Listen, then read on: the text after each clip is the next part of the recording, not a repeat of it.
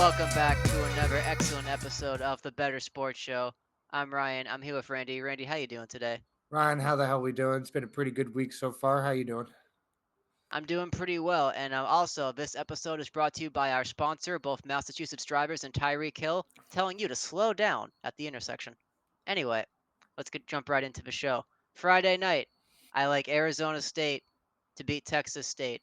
We have an excellent, not necessarily fade the public, but going against perception here. Texas State, they're a non-traditional power team. They're kind of a trendy underdog. They're at home. People like them. People generally want to see them succeed. Arizona State, the college you pray your daughter doesn't go to. I think they're coming in here. I think they have a better defense. I don't think Texas State is going to be able to ream them like they're able to ream their opponent in week one.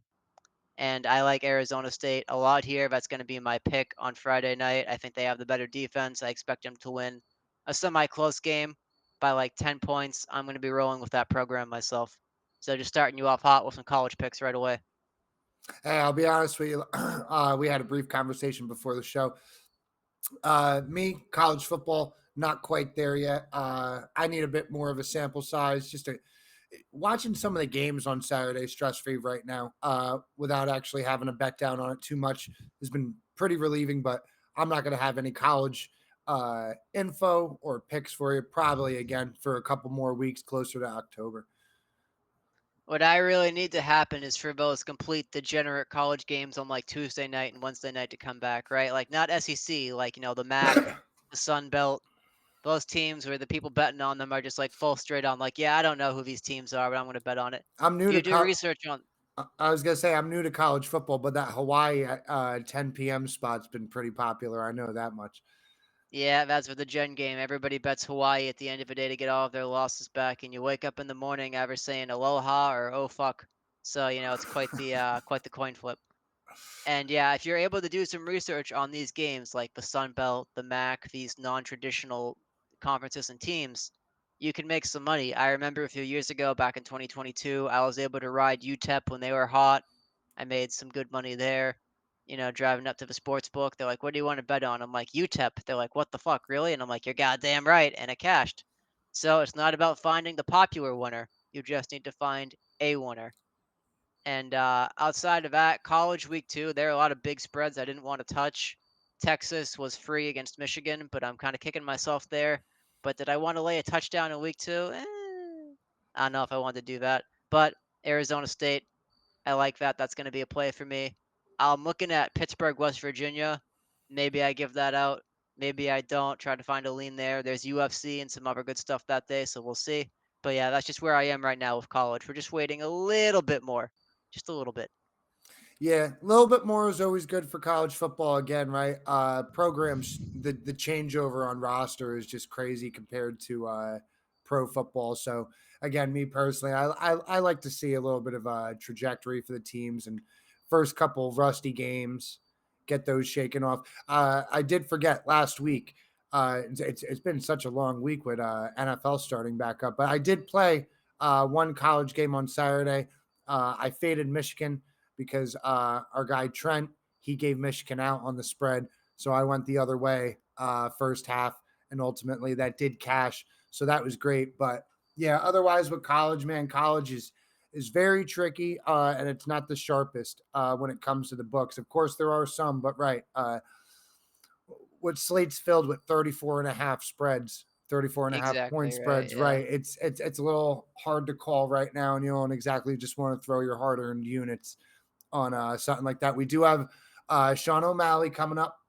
That's really the only fight I'm interested in on that UFC card coming. I have Sean O'Malley by decision, but again, a little bit early for those lines and all that talk. But we will see. I feel like the odds are greatly in O'Malley's favor when it comes to the UFC for that upcoming card. But what a wild week of NFL, man. I don't know if any big games stuck out to you. For me, the Patriots. Holy crap! Should be great for you as a Patriots Yep. fan, seeing them show out the way that they did. Uh, it's hard to tell if Burrow, he's still got some type of lingering injuries going on back there. If it was just the non-presence of Chase missing throughout training camp. but they looked a little sloppy. They had a potential one red zone drive with a close catch that ultimately wasn't dropped, and then another drop right after that review play. So there was a chance for them to kind of take the lead. I believe the final was 16-10. If they would have gotten that touchdown in, could argue they would have won the game, gotten some momentum going early. But uh, Mixon being gone from the mix there seems like a bigger deal than it seemed like on paper, perhaps. Uh, Running game, really abysmal. Offensive line doesn't look great, looks about the same as last year. And again, it's hard to tell if Burrow still has any lingering injury with his wrist, but definitely didn't look himself. Yeah, something I noticed is that Zach Taylor teams here with the Bengals, they almost always come out flat and they start slow. So I think it's time we make that criticism of him as a coach. Because before, when they were rebuilding, they weren't expected to win these games. All right, well, they lose week one. That's what everybody thinks is going to happen. But now that you have the pedigree, you have Burrow, you have those offensive weapons there, you've been to these AFC title games, you've had those big upsets in the playoffs, the fan base has expectations. Now I think you can shine the spotlight and say, "All right, what are you doing in training camp? What are you doing in the film room to come out this flat against an opponent in the Patriots that, while it's true they have pretty much everything to gain and nothing to lose in this spot, right? Brissett's not even going to be the starter long term. The Yeah. Patriots are almost always going to have a decent defense, an above average defense. And these last few years, I know they were always, the short pass team. The Patriots are still pretty good at running the ball. So if you don't have your fundamentals going against a team that can play defense and run the ball, you're going to be in for a pretty gritty, hard-nosed affair. And that's what happened. That classic, 16-10 win. Good old football game. That's a classic football game there. None of that 48-45 bullshit. 16-10, baby. And that's what happens. Looking up and down the rest of the NFL, uh, the Browns. Oh boy. Yeah. Oh Yeah. boy. And more allegations this week too. We'll see how that pans out for Deshaun Watson, non-football related, of course. I hate to get into that side of it, but again, just more distraction and more of the same way. Arguably one of the worst contracts given to a guy that's unproven. Right there, right now, it's between that and Danny Dimes over on the Giants. But yeah, the Browns look like in bad shape. And again, if you looked at that line, Cowboys were plus 110 money line, 5 minutes to game time. That I want to say the lines were respecting the Browns defense. I was respecting the Browns defense. Ultimately, I did think the Cowboys would edge that game with Dak getting that massive record-breaking contract maybe 2 hours before game time, or actually it might have happened closer to noon. But regardless, Cowboys coming into a high there. Where again, Dak getting a massive contract there prior to game time. I had the Cowboys probably edging that game out, but made the Browns again similar to the Bengals, just not the same team we were looking at last year. Well, Randy, first off, you have to be careful talking about edging when Deshaun Watson is involved. Hey now, And hey now, second, hey now. I'm sorry, I had to censor myself at least 5 different times. It was there, and I took it. Now, to Layup, continue on, layup for it. Just layup! too easy, too easy. Billy Walters, I've always talked about him ad nauseum. He is a role model of mine. He talked about how home field advantage is worth roughly 2.5 points. So if you like the Cowboys there, excuse me, that's why the bookmakers were respecting the Browns. Of course, it being in Cleveland, you have that excellent defense. And I know the score was quite lopsided, but if you look at some of the underlying metrics, the defense didn't get run over. It's just the offense was so anemic that eventually they gassed out. Same thing happened to the Raiders. I unfortunately had that as a pick, right? I Excellent thought they point, actually, really quick too, because Dak only had one passing touchdown that game, and they did have a special teams touchdown. So good credit to your point there. Right, the Browns defense didn't exactly get run over, but more of a product of the offense being unproductive, similar to the Jets Niners game that we saw. Defense held the Niners to five field goals, but just couldn't stop them from getting down there, and the offense really had no answers throughout the whole game.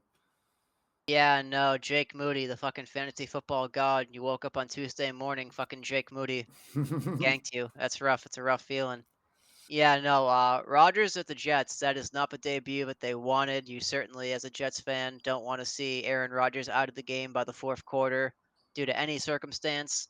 I myself think they're going to bounce back. Rodgers is a veteran guy there, and he has the weapons, but I think it's time we can start being like, all right, Nathaniel Hackett, what exactly is it that you do here? Right? Are you just kind of Rodgers' drinking buddy, or do you really have an offense you want to implement? Because these previous years, you were completely handcuffed by quarterback play, right? So I can understand why they went hyper conservative.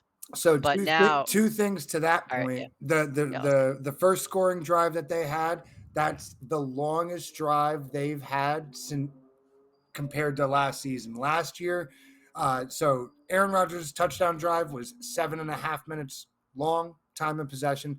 The Jets did not have one single 7 minute drive last year. So again, what are we really talking about? Obvious improvements here. We're not talking about a carousel of quarterbacks that don't know what they're doing. And to your point with Rodgers being out those last 3 minutes, doesn't bother me. The game was out of reach at that point, and get Tyrod Taylor some live reps and look at that. I mean, it was a great drive. Now again, of course, you got skeleton crew. Niners aren't really trying to defend last 2 minutes there when the game's out of reach, but nonetheless, Tyrod Taylor again, guy could sling it, and he gives you a chance to win if it ever came to that. If anything happens to Rodgers, but again, just the overall improvement from last year, week one. Matchup being a little bit questionable, real quick. If we just look at all the games with the major teams, we had the AFC Championship rematch with Chiefs Ravens, right?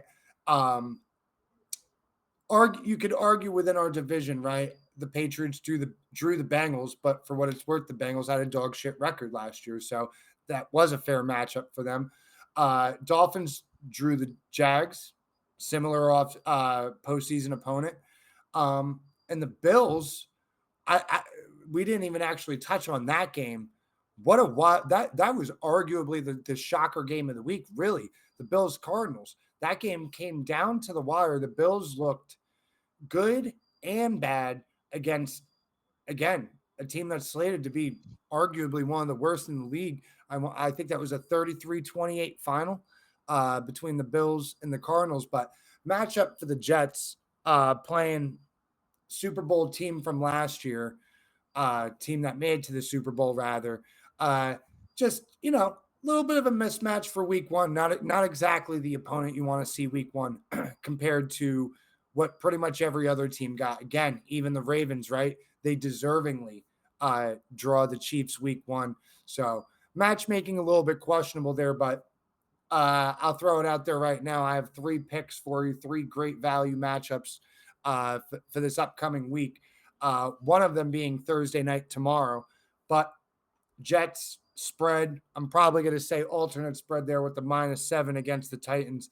They should run all over them. Titans gave up uh, two touchdowns, one on special teams and one on defense last week to the Bears, and the Bears routed them in a massive comeback in Caleb Williams' debut game.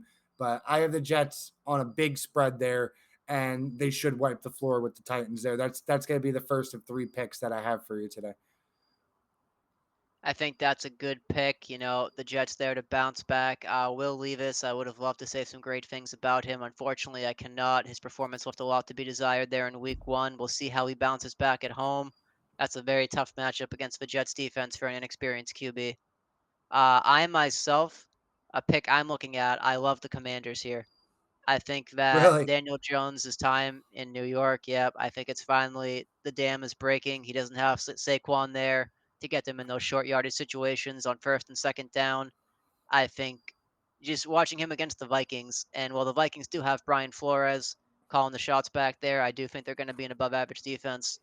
His basic reads, his confidence, it just seems completely shot at this point. And if you read some of the media, and I've always said you have to look at the locker room and the chemistry, his teammates are kind of throwing out there that maybe he's not the guy, right? They're doing their best to give PR answers. They're pausing, they're stuttering.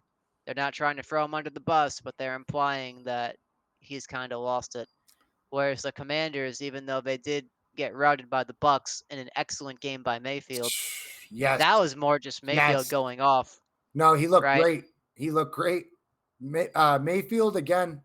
He he's looking like he's primed to have an excellent year, but we'll see. We'll see if that was more or less a fluke against a bad Washington team, or again, that's just we're seeing prime Mayfield right now.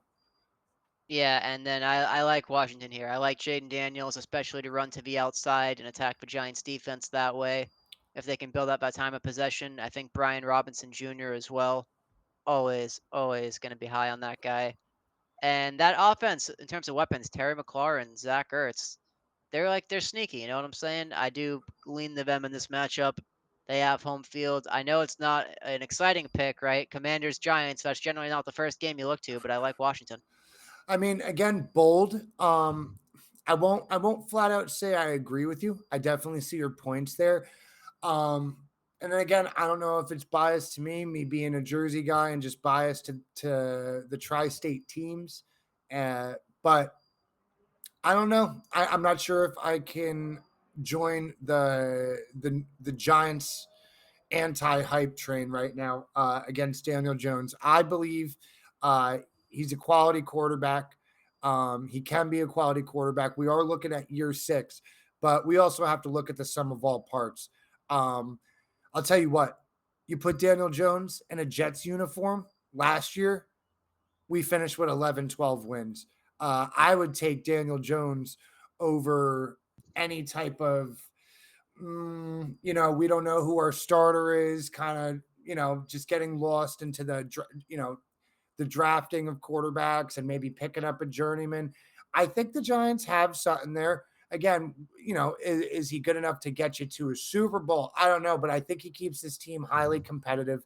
I think he plays their brand of football. I think there's other question marks on that Giants team that make Daniel Jones look how he is. Again, if we're saying that his best weapon potentially is what, Malik Neighbors, Yeah, it's got to be Malik Neighbors. Yep. and come on, we at really no point can we give any real quarterback that a rookie as their best option. It's again, we'll see what his production yields to. But before I start looking at new pieces, I like to look at the old ones. Uh, Not a Giants fan here, but I don't know. I feel like Danny's got an arm. He's a tough guy. He's not the most athletic quarterback in the league, that's for sure. Do I have him top 15? Yes. Me personally. That's bold. I I have him at like 13, 14, 15. Don't get me wrong, but I would consider him better than about half the quarterbacks in the league. In fact, great content here for an argument. I hold Kirk Cousins and Daniel Jones right about the same. Because all the things that I just told you apply to Kirk Cousins. Not the most athletic guy. Is he going to get you to a Super Bowl? No. But if you have some talent around him, he's got an arm. He will get you some wins, but he's going to play some sloppy football too. And we saw that out of the Falcons this week with him transitioning to a new team, and he's got some talent there. He's going to have off weeks. He's going to have down weeks. But I'm not going to quite sell out on the Giants being as bad as they look so far, but definitely a strong pick.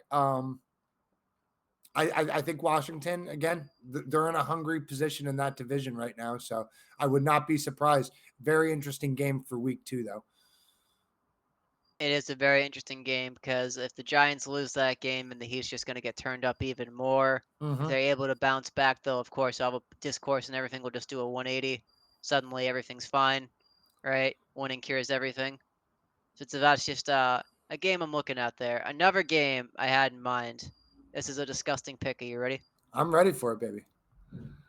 So the Chiefs are the defending champions, probably the best team in the league. You just saw them win on Thursday night by a toe. You just saw the Bengals lose at home to the Patriots. That's a 6-point spread. What people overlook here, Patrick Mahomes covering these large spreads as a favorite. He doesn't really do it. It's No. not something that happens. And on top of that, Bengals Chiefs, I think it's fair to say that's a rivalry. The Bengals are going Oh to yeah. have to prove everything after laying that egg at home. You look at these matchups between these teams, it's either a very close game or the Bengals beat them straight up. 6 points, I think that's too much for this game. I expect that line to get even wider as the public takes Mahomes and the Chiefs at home, Mm-hmm. right? Mahomes at home. How could you go wrong? What could go wrong? If that gets even higher, like a touchdown or more, I think you definitely have to take Bengals. And right now, I think Bengals is the side here. Wow, again, your picks this week have me torn. I can't agree or disagree. The biggest thing that sticks out to me there is, especially coming off the performances of last week, um, it's hard to imagine. Well, you know what? I think you're right. Excuse me. Chiefs, for sure. That's a rivalry with the Bengals, but seeing these teams start at 1-1 would be really interesting to see the Bengals come up with a win, bound to lose against New England week 1 and to bounce back against Kansas City week 2 is a huge step up, and I don't exactly see that happening. Uh, and right, the Chiefs at home early in the season, beat a tough team week 1. How do you go against it? Honestly, I might have to tail that. I see that for a 4 o'clock game. Uh, I'm I'm a 1 o'clock slate kind of guy. I got to get my bets in early and fast, but I won't lie to you. That's gonna be the game that probably everybody has their eyes on for the 4 o'clock hour. You know what? I'll talk myself into it a little bit. I think I have the Chiefs with you there at home, probably with the spread. Small, if it's a smaller spread, maybe 2.5 there. Yeah, I like the 6 for the Bengals, and then you said you had a few picks as well, Oh wait, also on the docket? wait, you like the Bengals getting points there? Correct, yes, I like the Bengals getting Oh, points. I'm sorry, I misheard you. I thought you liked the Chiefs covering the spread. Um, Again, very interesting dilemma there. If the Bengals could find a way to get to 1-1, week 2 facing the Chiefs after a loss to New England week 1, that would be massive for them. As far as me, so for tomorrow night, Thursday night, right now, my eye is on. Okay, hear me out. Jalen Waddle, yeah, Waddle, not Hill. Hill seems like the obvious choice here, but Jalen Waddle again. He had 7 or 8 catches, or no, I'm sorry. I believe he had 5 catches, 20-yard average last week, no touchdown. Um, Again, he's just a great option for them. But last year we saw a large drop off in his touchdowns. He only had 4 on the year. The years prior, he had 8 and 6. So I see him having a bit of a middle ground. Everything that Tyreek Hill went through the past last week on Sunday, I can see that bleeding through a little bit. Both running backs were also announced out for Miami earlier today. So heavy in the pass game. We've seen plenty of games where Tua will throw that ball 35 plus times. And again, he spreads the ball out. Tyreek is Tyreek. But again, the value that we're going to get on Waddle here is pretty unbelievable. Let me pull it up real quick. I believe, yep, it's at 175 plus 175 right now for any time. If you have a 50% boost, which I do on FanDuel, that jacks it all the way up to plus 264. And again, mostly my reasoning again, Tua spreads the ball out. Waddle is a great target. He gets great yards after the catch. Again, Hill draws a lot of attention, double coverage. Coming off a tough week last week where he still got his touchdown. I'm sure a lot of bettors are going to be pouring it on for him again to just have a consecutive week with a touchdown. I'm sure he will. The smartest bet here is probably to sprinkle on Tyreek Hill touchdown. But you know me, before I was 4th and 20, I was Sir Underdog. I'm all about my underdog value. And I absolutely love Jalen Waddle here for Thursday Night Football. I think that's a great pick. With the Dolphins having those guys out at running back, that makes me lean towards the Bills side in that game. If you go against that Bills defense, who I know they've kind of fallen flat in certain clutch moments throughout the last few years, especially in the playoffs, if you're facing them with a one-dimensional attack and they pretty much know what you're going to do, like they know you're going to have to throw, I think they're going to be able to scheme pretty well against that. That makes me like the Bills in that matchup. And then my final pick for Sunday is kind of identifying a fade the public type of beat here. With Puka Nakua out for the Rams, they're on the road against the Cardinals. Everybody just saw them lose in prime time. The Cardinals, I want to cheer for them. They have Marvin Harrison Jr., Kyler Murray. He's a Modern Warfare 2 guy. He's up there in a chopper gunner flying around. But I still like the Rams here because Matt Stafford historically is actually very good at spreading the ball around when he doesn't have his number one target. And also, yeah, Puka's out, but they still have Cooper Cup, right? That's Stafford's boy. They eat breakfast Had a together, I great believe, every game. morning. He had a great game the other night.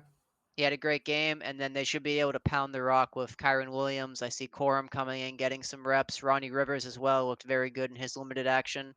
The Cardinals got gashed by Josh Allen in the running game. And I know generally that's not a traditional comparison, right? Like, quarterback to running back, but Josh Allen, he's not like an option runner. He's a power runner, right? He runs at you.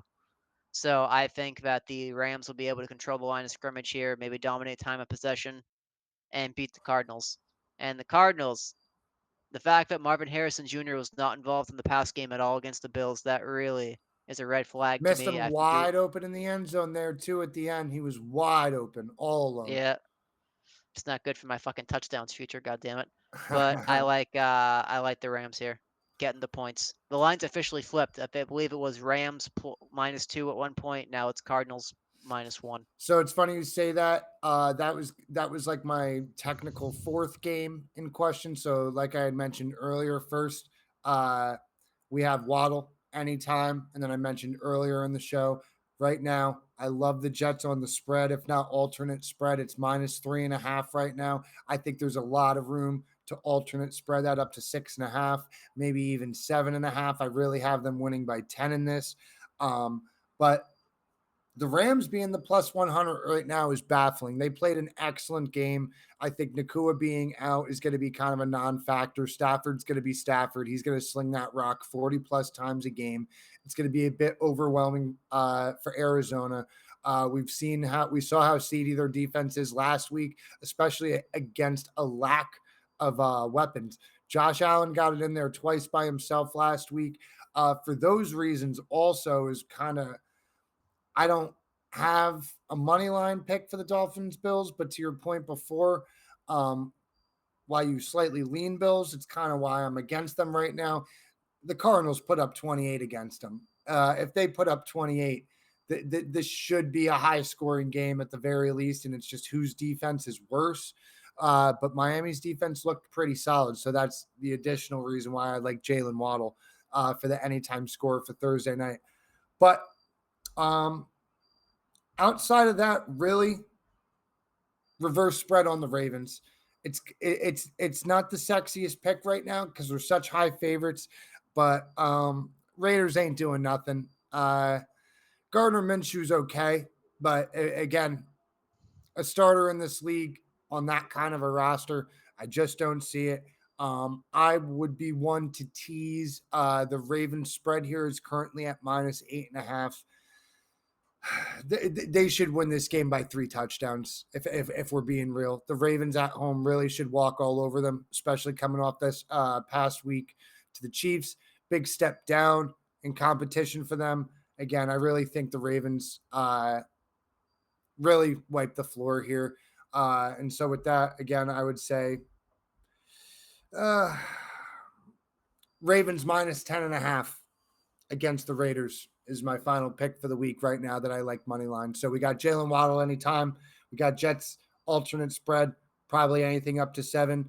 I'm with you on that Cardinals game. I like the money line personally. Uh, as I'm sorry, with the Rams money line against the Cardinals, and then reverse tease for the Ravens. Only touchdown scorer I like as of right now is Waddle for Thursday night. Not looking any deeper into that until Sunday. And then for me, we have the Bengals +6 on the spread. We have the Rams. If they're getting points by the time of the game, take the points. If the line flips back and it's like -110 or very slight favorites, of course, I would just take the money line there. And then the Washington Commanders, straight up on the money line. Yes, really. I think we see Jaden Daniels have a very good game, and I think they're going to be able to attack New York to be outside, like I said.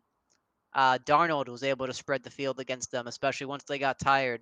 So if a similar situation happens where Jones is struggling early, that's going to be that could be a long afternoon. And then should I give out a touchdown score? Let's do it. Come on. Come on.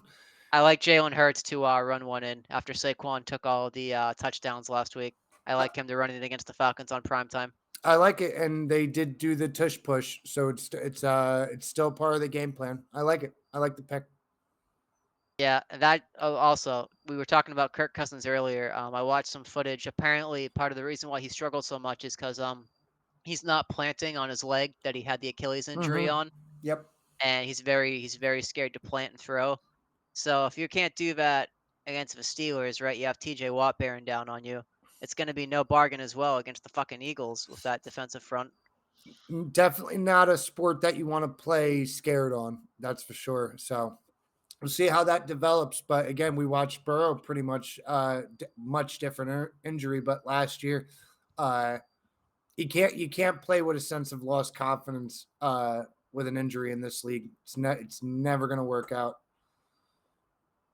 And yeah, that wraps it up for my picks. I even added in a touchdown scorer there. Randy, you have anything else to add? Nah, that's all we got, man. Let's finish the week strong. Doing great over here. Looking for a strong finish on MLB to finish out the week as we lean into Sunday. But excited for tomorrow night. Same. I'm excited as well. We have some football coming up. We have NHL and NBA right around the corner. We made it, gentlemen. We're here. We're out of a dead zone. I'm going to be heading up to the sports book this weekend, cashing those tickets. Here we Maybe go. have a big play for Sunday morning. We'll see. All right. Be sure to join us next week. Like, comment, subscribe, do all that corporate bullshit. As always, thank you. You got me feeling lucky. I'm putting everything on black.